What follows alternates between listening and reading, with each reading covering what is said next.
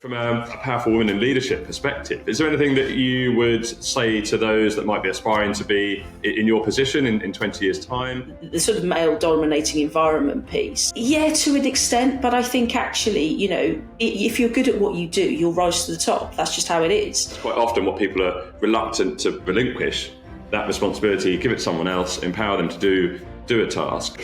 Delegation is not something that has come easily to me. There's no question about that. And so it's something I've had to work on. But what I've learned from being able to delegate is how much people thrive when you do that. Welcome to the How They Lead podcast, hosted by Benjamin Wade and Ben Stocker. This podcast is dedicated to exploring the world of high performance, showcasing examples of how individuals and teams can reach their full potential. Together, they'll be inviting amazing guests who have defined or represented high performance in their own right, from world record breakers to individuals who have achieved first in their fields. The How They Lead podcast will showcase a diverse range of guests, each with their unique stories and insights to share. So join us as we challenge traditional ways of doing things, explore new ideas, methods and possibilities, and evolve the way people perform. Perfect. Kathryn, hello, good morning. Welcome to How They Lead. As you know, this is our podcast where we interview guests from all different sectors, backgrounds, leadership experience to try and give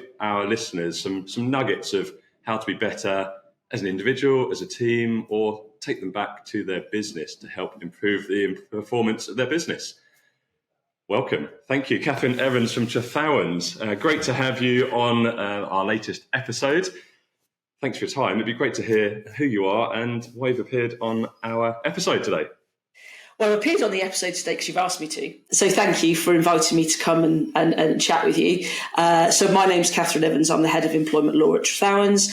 I am a 16-year qualified lawyer, so I've been knocking around for quite some time, always doing employment law. I've had some great experience. I've worked in local government. I've also worked in private practice as in-house employment counsel, and I've worked for a couple of law firms that are in the sort of top 150 in the country. So I've had some really, really good breadth of experience. Brilliant. And we met probably 2.5 years ago, I think it was, at a keynote from a well-known adventurer, and seemed to just click. You were delivering some real value for your clients. Well, in fact, you were trying to deliver additional value than just specific employment law, weren't you? And asked if we could potentially have a chat about how we do it and see if we could learn from each other, which I found really intriguing, and I liked that style as well, giving additional value to your clients.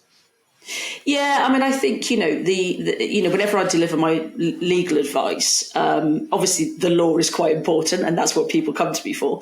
But there are always three factors that I think we should always bear in mind when we're dealing with any decision, frankly, is the legalities of it, the commerciality of it, and then obviously the moral reputational piece.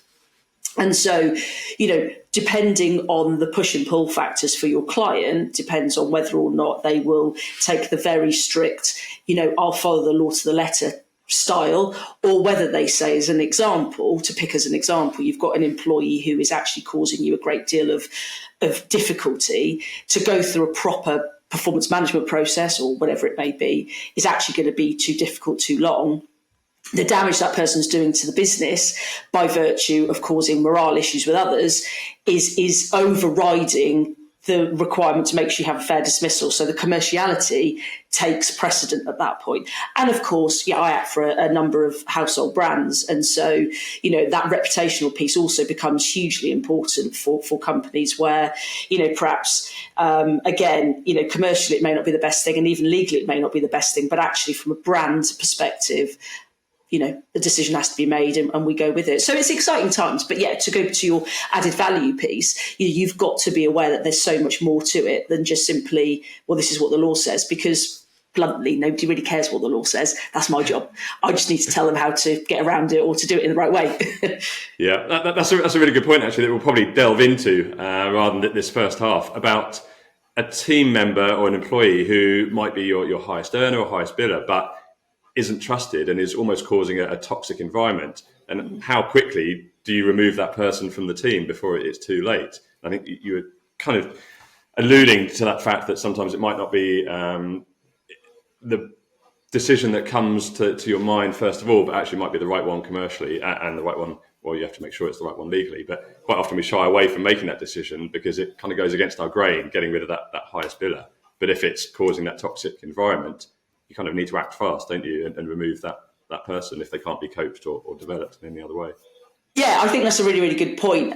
Ultimately, performance management is a real bugbear of mine insofar as I think a lot of companies don't do it particularly well. And I mean, you can see that huge amounts with politicians that, we can talk about that later, but that drive me up the wall because they don't do what they say they're going to do. And there's this whole piece around completely denying liability and creating this culture of denying liability, which is just the wrong way to be. We should be upfront.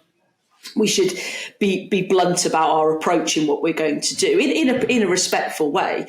But actually, let's just get on with it. Stop faffing and let's just get on with a decision that needs to be made. And so to pick up on the performance management piece, I think the challenge that we have is, as you say, people think either they don't want to challenge it, or, as you say, you've got the highest biller.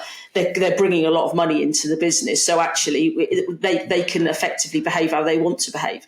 And that's just not good enough. That cannot work because the impact that has on the team, whether it be a morale or anything of that nature, it's just not good enough.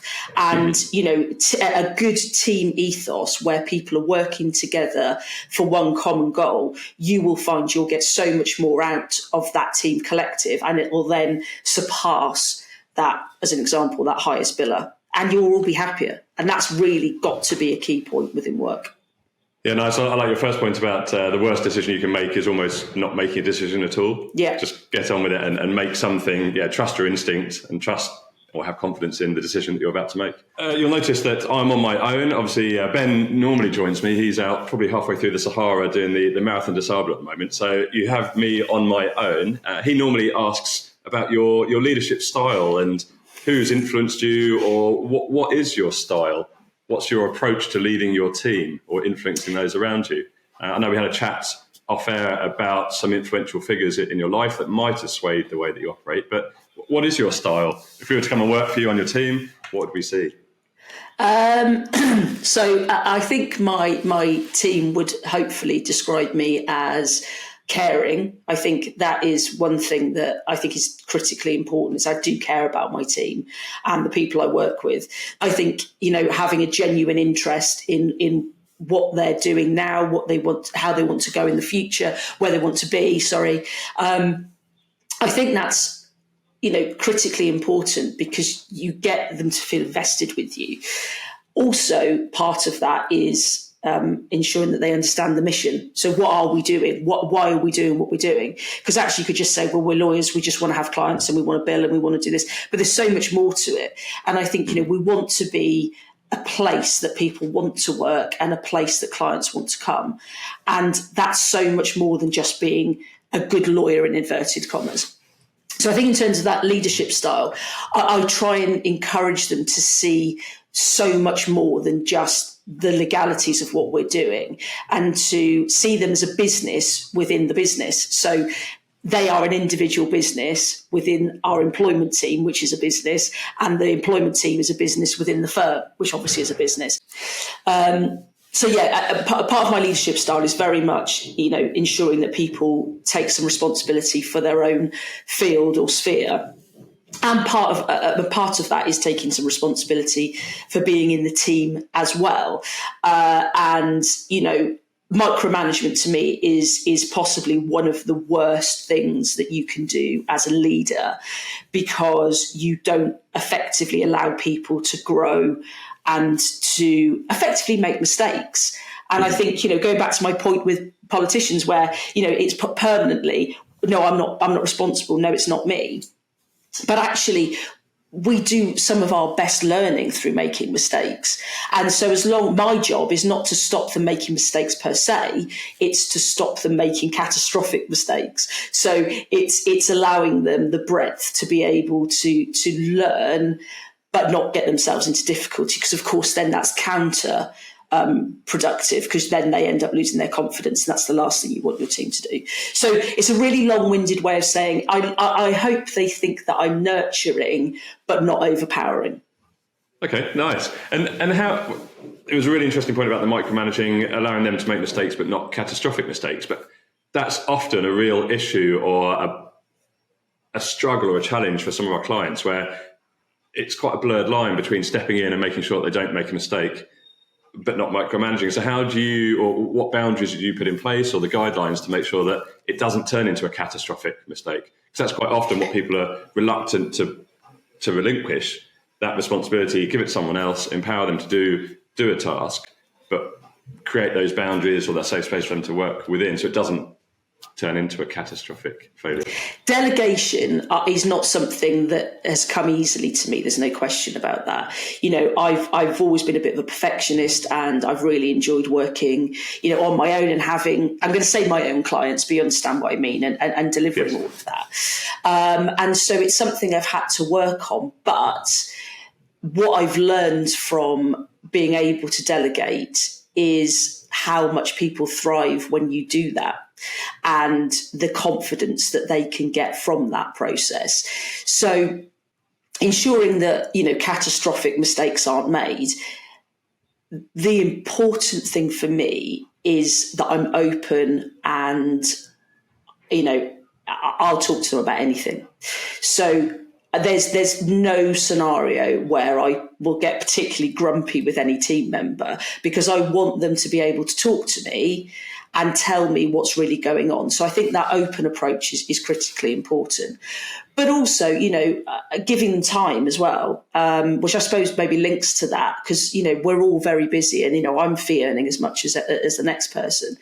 But, having time to go into a relaxed environment. We've got a great breakout area in Trethowans where you can sit in a more comfortable environment and just say, look, what's happening? Talk me through some of the cases that you're going through. That openness really helps, because it means that when they are struggling or, they're not sure, then, they can come to me. The other thing, in the team, we have we're an open plan and we're in a pod.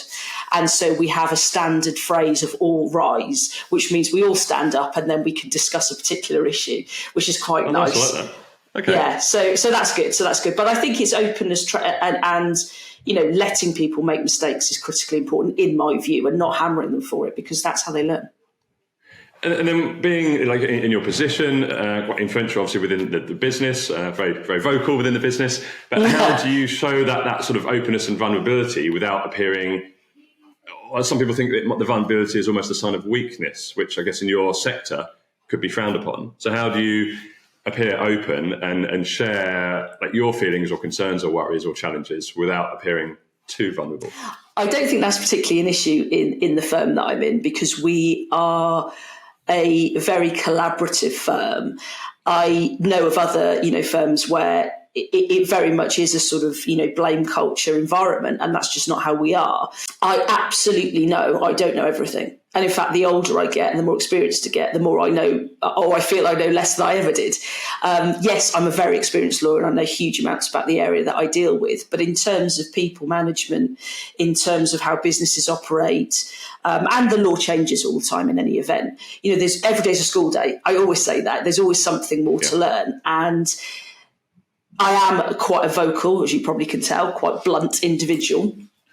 So I've learned to step back and shut up and listen and let people have their say, because there are so many great ideas out there that even if it's not necessarily what you want to do, by having those discussions, sometimes it can actually spark in you or spark in the discussion another idea, which potentially is exactly where you all think you should be.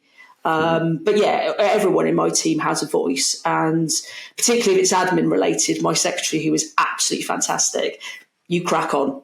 If I haven't got to do it, excellent.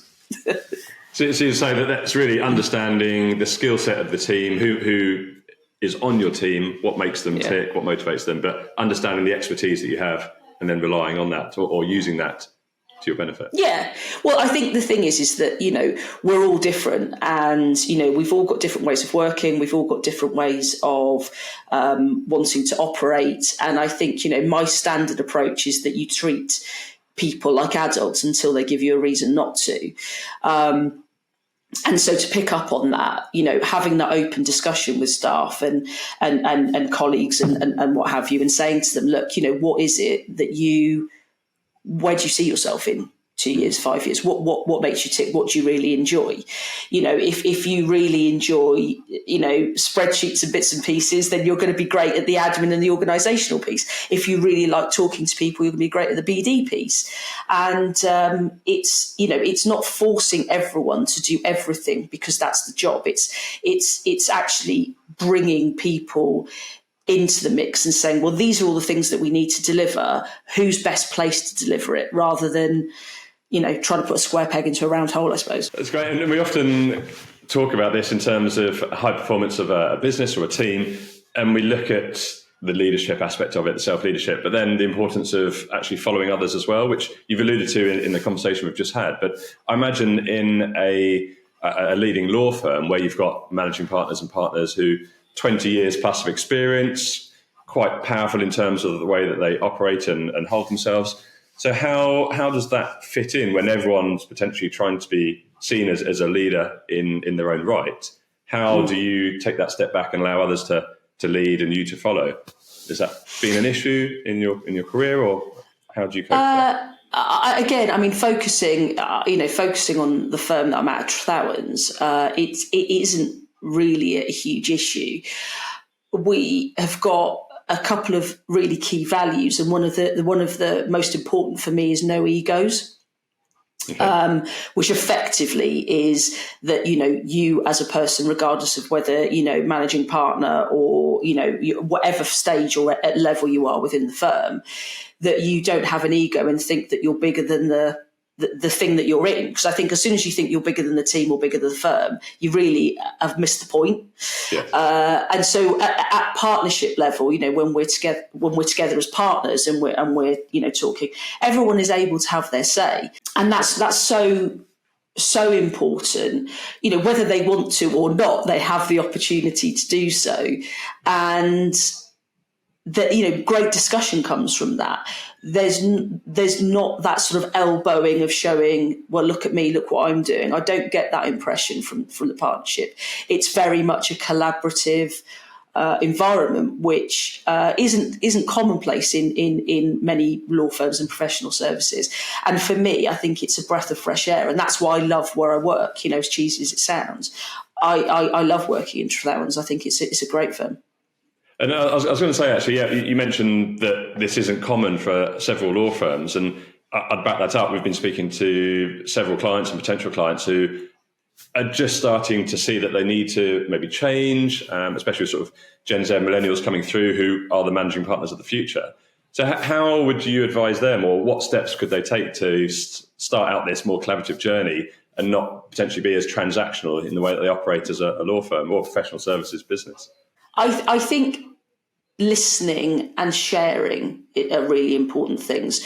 So listening to everyone's ideas and, and getting under the skin of it, really understanding what people are saying. Because, as I said, every day's a school day. We don't know everything. And, as new people come through, they've always got other experiences that they can draw from.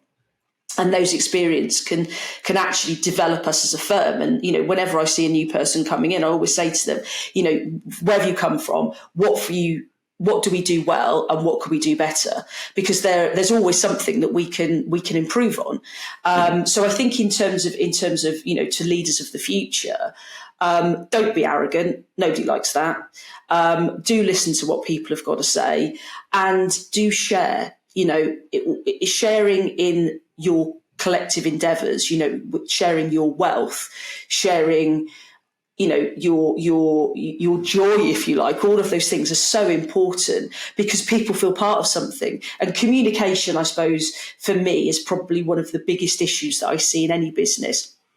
And we're not perfect. I'm not suggesting for 1 second we are. We could most definitely do better. And I could personally, I know. But being able to communicate with people, how they wish you to communicate with them so they understand, and in a more palatable way. Sending emails relentlessly is pointless. Nobody's got time for it. Nobody wants to see it. So if you can do it in a nicer way, that's helpful. And also, ensuring that key information is delivered, because there's nothing worse than not knowing the direction that you're going. And I think if you can understand the direction that you're going in, then by and large, you're going to be more invested in the journey, I suppose. And do you think that sort of transactional, uncollaborative approach is quite prevalent in law firms, especially because I guess at the end of the day, in your sector, time is money. And if you're not billing hours to sort of clients, then you're not earning. So all of this in terms of the speaking and the listening is additional to your primary sort of revenue generating activity. Yeah, but then I suppose, in terms of your role as it's a business. We are a business, and being a business leader is not saying you do this, you do that, and that master servant relationship has very much gone. And I think there's been a real gear shift following COVID, actually. And with new generations coming through, so there has been a real change in approach in how we in how we look to deal with things. And I think with that transactional piece of just looking at the job in hand is just not going to cut it anymore. In my view, I think you've got to want people to be part of something, and they need to want to be part of it as well, because there's so much competition out there now. We work in a global industry, really. People can work from wherever, so why would they stay with you? We're in a different place. People used to grow up and work and live and die in within a sort of 5 mile radius. That's not how it works anymore. So you need to give people a reason to come and to stay. And I guess it's that mindset shift, isn't it? That actually, if we do something about this and change the way that we operate, the output of the firm can be greater than the sum of its parts. And then you get that repeat business as well, don't you? And you're building relationships, and that generates the revenue because people are going to stay with you, exactly as you've just said. Well, the thing is, I think, I always think if you treat people well, you can get 10 to 15% discretional effort. So, they're going to stay later, and I'm not advocating that, but they're going to do more for you, or they're going to work a bit harder, or they're going to advocate you out in the business world, or they're going to make the client happier because they're going to deliver a better service. I mean, bluntly, we are the product. We don't make anything. Arguably people say lawyers don't do anything, but I promise you we do. But we are the product, and, unhappy people don't make great lawyers. Happy people make great lawyers, and they make their clients happy. And that cannot be understated. That's a really good point. And it comes up a lot in terms of that flexible working. And this is probably a great example in terms of the professional services, renowned for potentially starting early, finishing late, working very hard. How do you ensure that the employees in the team can operate flexibly? Again, my approach is treat people like adults until you give them a reason not to. And, there's a lot of pressure in our job, definitely. And client expectations are high, as they should be. For me, it's critically important that clients get what they want from you, because, again, there's a lot of competition out there. And I always say to my team that, whenever a client comes to me with a problem, I sort of pick them up, pop them in my hand, give them a cup of tea and put a blanket over them. I then sort the issue out, and then I pop them back down again. So, that is quite an intense way of working, but I think it's a good way of working because that's what the clients want. But with that, you have to then have the flexibility, and you have to be able to appreciate that, that is demanding on time. So when somebody says, I need to work from home because my dog, I need to look after my dog, or, I want to go to the gym in the morning, or whatever it is, to be honest with you, as long as clients aren't moaning, I'm fairly relaxed about it, because it's not an issue. It's about delivery. It doesn't matter when it's delivered, as long as it's delivered. And then before we had started the conversation, we talked about influential people as well. And I think this ties into what you've just said. You mentioned that parents were very influential in terms of your style. And then we flipped it and thought, actually, we're probably influenced more by seeing things that don't work well. Is there anything that you haven't covered already that you think, yeah, I've seen that, it doesn't work, and you make a concerted effort not to introduce that into your approach? Yeah, I mean, I think, and I suppose that probably we have picked up on this, but I think, as I said, that micromanagement piece I've seen that is just completely demotivating. Experience where people have been less caring and less understanding that actually, there is a work-life balance, and, ultimately we're all there in a broad sense to make money. We're not there for the sake of it. We're not there for the fun of it. I mean, I love my job, but I mean, I'm sure, as much as somebody says, oh, if you won the lottery, would you continue to work? I always say yes, but whether I would or not is a different question. It's important to properly listen and demonstrate that you care and that you're not a number. You're not somebody who is just on the treadmill making a lot of money for other people. It's not a great way to be. So I've seen that before. One thing which is a really interesting one is not being a hero. I think that's the one thing that I've seen before, where, you sort of put the pants on the outside of your trousers or whatever it is, and you put your cape on and you sort things out. But of course, people can't learn that way. And I was talking to Joe earlier from Westpeak, and we were talking about our family and bits and pieces. My daughter, my middle daughter, has just moved out with her boyfriend, and she's my stepdaughter. I've been with her for a shortish period, and so she hasn't necessarily had some of the technical experience that I've had going in relation to DIY. And there was a point to this. So my dad, who is a great influence for me, is a chartered engineer, but he taught me huge amounts about DIY, huge amounts. I mean, I took the stabilisers off my bike when I was 4 and nearly properly went into a skip, which is not obviously a great story. But the point is, I've always been really technical and practical. I've always seen from my dad that there's lateral thinking, there's other ways of dealing with problems. So to go back to my daughter, she wanted to do we got some flat pack for our little daughter, for my little one. And she really wanted to do it. She really wanted to help out. And so I thought, right, okay, I'll give this to you. And, I'll give you the and you can just get on with it. And it was really frustrating. There's no way of getting around it because I knew how to do it and I wanted to get it done. But I knew I had to take a step back and I had to just let her do it because otherwise she's never going to learn. So she's now moved out with her boyfriend and she very proudly sent me a picture of flat pack that she's done. And, and there is a sense of pride about that. Now, whether she'd have been able to do it or not, question. But therein is do not always wade in and go, well, I can sort it out. I can be a hero and I can do all that, because it just doesn't help people learn. It's a really bad way of looking at it. Yeah, no, it's a really good analogy. So I almost think of, don't think of your team as toddlers, but actually what would you do in that situation where it's teenagers or a child? And it might take a little bit more time initially, but it'll save you time in the long run. And as long as you've got those boundaries or the safety in place to ensure they're not going to have a catastrophic failure, like you said earlier, then actually that's the best way to do it. I agree. Yeah, and I've had, so to pick up on team matters, one of the questions you asked me earlier, which was how do you make sure they don't have that catastrophic failure? And a lot of the time, I'll say to, more junior members of the team, look, why don't we work together on this matter? So effectively, I'll jump in on the first call.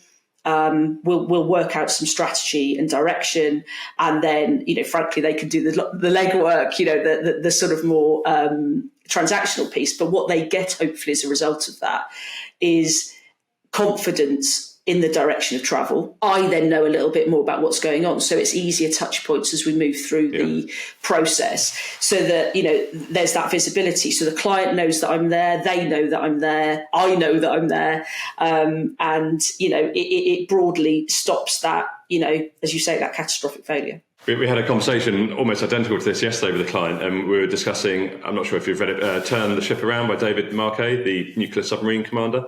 So an American submarine commander trains for a nuclear submarine, and on the day, the submarine gets switched. So he ends up on one that he's not familiar with. And he goes on board and he's trying to run the crew really hard, giving orders left, right and centre. And some of the orders are incorrect because he isn't the most skilled on the boat. He's probably the most experienced, but he's not skilled for the boat that he's now on.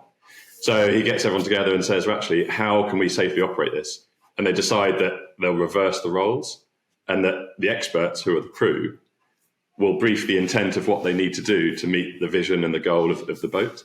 So everyone on board says, right, I intend to dive the submarine. And the captain's like, yep, go for it. As long as it's safe and they think it is a good plan, then he's empowered them to make the decisions. They know what needs to be achieved. They know the bigger picture and the goal. As long as it's safe, and after they've briefed it, they still think it's the good direction to take or the good decision to make, then the captain's happy with it.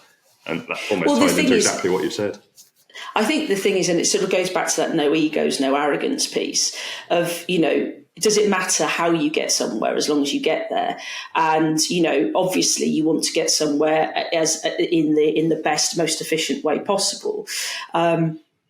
But to think that you as a leader always know the answer to that is incredibly, is wrong, is arrogant and is unhelpful because, there's so much experience that people get from all walks of life, whether it be within work or outside work, that you can bring to the party in any particular scenario. And as you say, there's a great example of where, yes, you may be the most senior, but you're not the most experienced, or you haven't got the greatest expertise. So you're the most experienced, but you don't have the greatest expertise. And that can happen in our field, where you have a particular area of law that's fairly new. And one of your team members just happens to have dealt with it in more depth than you have. Well, of course you talk to them. Why wouldn't you? Rather than dictating, it's not a great way to be. I think that little story ties in really nicely to our sort of the West Peak question that we like to ask as well. You might know that the background behind it and why we called it West Peak, but quite often in our professional and personal lives, we develop ourselves, train ourselves, we aim for that first initial peak. And when we get there, we peep over and see that actually it was just a false peak. There's actually a hidden summit behind, which is far more difficult to get to or far higher. Have you ever come across that in your career? Or have you had a West Peak moment where you've reached the summit only to find that it was hiding a far larger, bigger, scarier one behind? Yes, the bit of an odd one, but okay. COVID, COVID, as we all remember, was an interesting one for employment lawyers because we had this magnificent new idea of furlough. Nobody ever heard of it before, and so we. All of a sudden, we had a pretty new area of law. I just joined I'd just become the new team leader. I had COVID and we're all working from home. And to boot, my team were fairly new at this point. One was just qualified and the other had only joined a few months earlier. And so it was a challenging time. And I do remember, because the government, God bless them, would always put the guidance out or direction out on a Friday. So you'd spend all weekend trying to work it out. And it was challenging because you think, right, we've got there. This is, we've got there. We've got to this point. We know what we're doing. We've given the client advice. We've got, we've done our legal updates and bits and pieces. Great. And then, of course, something would change. Or, it was a classic example of guidance saying something that didn't really say anything at all. So it was, you were trying to pick through, and ultimately you had to make those judgment calls, but it twists and turns constantly. So you got to the point where you just expected change and you expected that you had to adapt.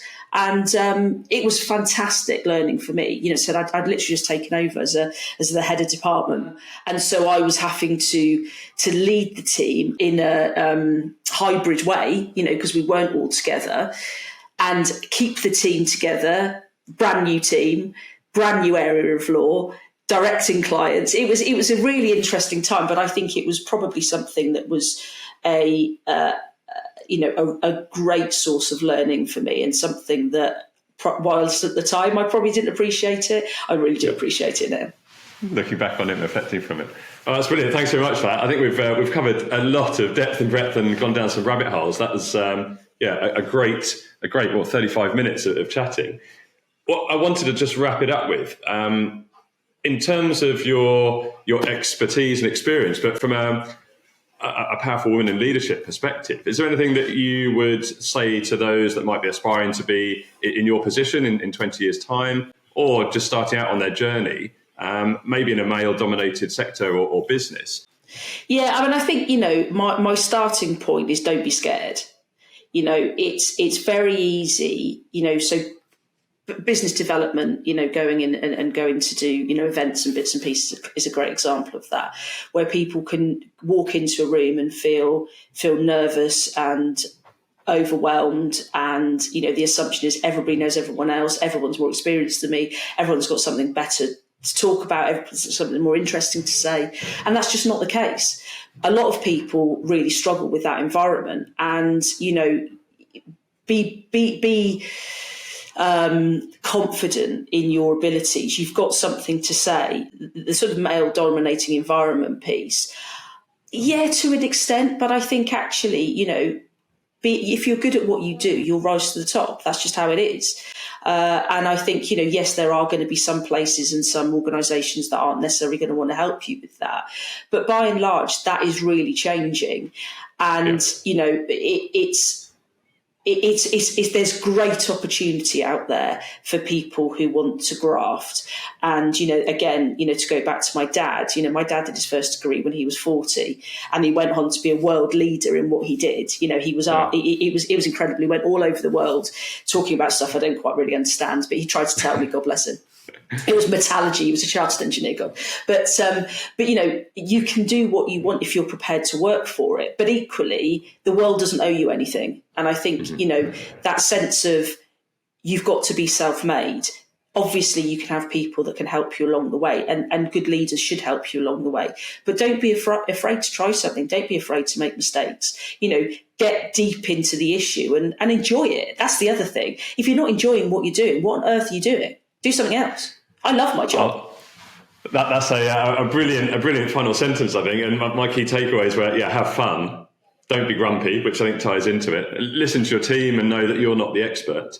And then, start to be more collaborative. I think there's some really good takeaways for all of our team there and our listeners out on the podcast. How and are people able to get in touch with you if they've taken something away and would like to discuss it further? What's the best way of saying hello to you or reaching out to you? So, I'm on LinkedIn, obviously a firm website. You can find my contact details. By all means, get in touch with me. So, one of the things that we always find is the word Trethowans people seem to really struggle with it quite understandably, and either say it wrong or don't know how to spell it. So it's Trethowans.